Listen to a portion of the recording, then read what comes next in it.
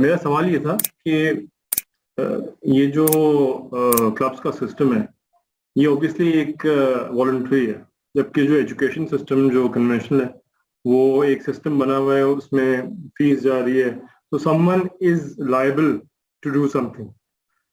तो ये जो इसकी जो क्लब्स की सस्टेनेबिलिटी है, इसके हवाले से किस तरह इसको सस्टेनेबल बनाया जाता है, ये मेरा सवाल है।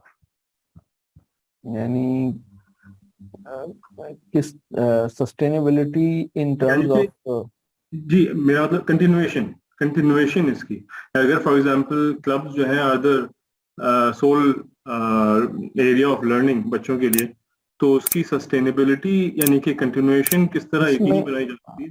मैं अर्ज करता हूँ कि चूंकि मैं खुद ऐसे हलकों में शरीक होता रहा हूँ और मेरे अपने अल्हम्दुलिल्लाह कई साल ऐसे हलके रहे हैं, तो चूंकि उसमें एग्जाम नहीं होता और करिकुलम नहीं होता ना, बाज़ औक़ात वो जो फॉर्मल एजुकेशनल प्रोग्राम्स होते हैं उसमें ये होता है कि एग्जाम के बाद वो सिस्टम टर्मिनेट हो जाता है, या करिकुलम कंप्लीट हुआ तो आपने कहा बस अब हमारा कोर्स खत्म हो गया, अब आप लोग जाएं, अब खत्म।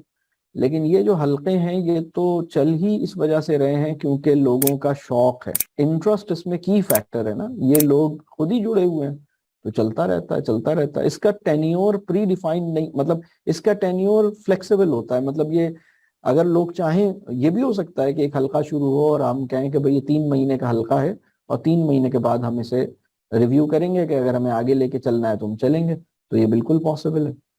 तो ये जो हलके हैं इसकी जो यानी इंसानी तारीख में इसकी जो सबसे बड़ी मिसालें हैं वो कुरून उला का दौर है, जो बल्कि वो मिसालें हैं जो सहाबा के हलके हैं, रसूलुल्लाह सल्लल्लाहु अलैहि वसल्लम के हलके का हलका है, या उसके बाद फिर ताबईन और तबे ताबईन के हलके हैं। ये सबसे बड़ी एग्जाम्पल है। और उसके बाद अब दुनिया में इसमें मैं आपको बताऊं कि मिड 19th सेंचुरी में जो वेस्टर्न एजुकेशन सिस्टम है वो पूरे तौर पर फॉर्मलाइज हुआ है, कम यानी उसकी जो स्ट्रक्चरिंग है और फॉर्मलाइज होना है या इंस्टीट्यूशनलाइजेशन का जो प्रोसेस है वो मिड 19th सेंचुरी में कंप्लीट होता है। और उसके बाद से लेके वो तकरीबन 60-70 साल बहुत यानी मिड 19th सेंचुरी तक उनके पास सेंट्रलाइज्ड एग्जाम और प्री डिफाइंड करिकुलम और मैंडेटरी अटेंडेंस और ग्रेडेड प्रोग्रेशन के जी इस साल का बच्चा इस साल है और ये हमने 12 साल का प्रोग्राम है, या 6 साल का प्रोग्राम है, 4 साल का प्रोग्राम है, मैट्रिक करने या ओ लेवल्स या हाई स्कूल करने से पहले 10 साल का प्रोग्राम है और ये ग्रेडेड है। तो ये ग्रेडेड है, इसके ये सब्जेक्ट्स हैं, ये कंपार्टमेंटलाइजेशन ऑफ नॉलेज है, ये उसके एग्जाम्स हैं, ये कंपलसरी करिकुलम है।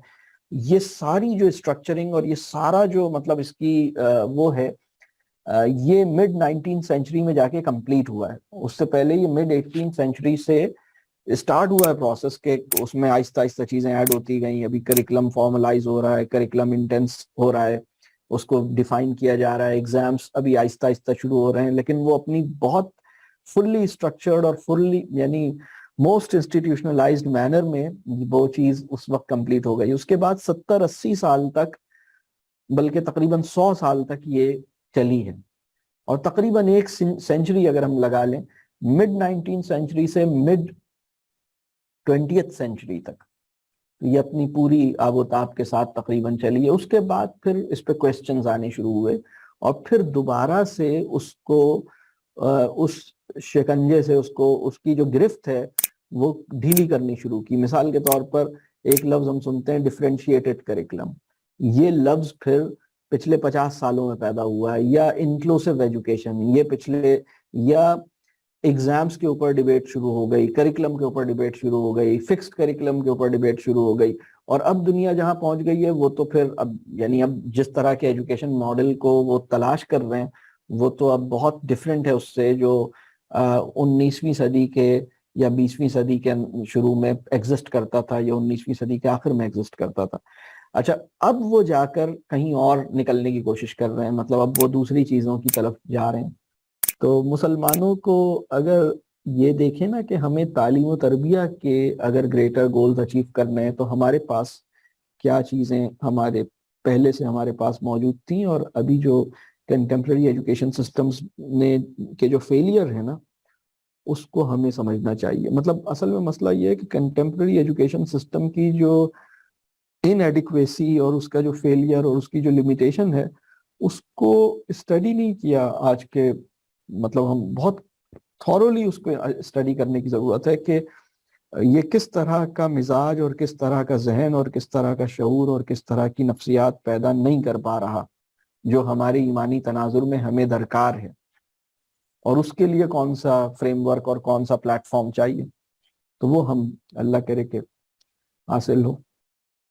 لیکن یہ سسٹین کرتا ہے الحمدللہ. میں ایسے لوگوں کو جانتا ہوں جو کئی کئی سال سے مطلب حلقہ کر رہے ہیں، اور الحمدللہ یہاں ہماری ایک کو مینٹور یہاں ہماری ٹیم میں موجود ہیں جو اپنا حلقہ کرتی رہی ہیں، اور میرا خیال ہے کئی سال ان کا سیرہ کا حلقہ الحمدللہ چلتا رہا ہے. اللہ اس کو اور برکت دے.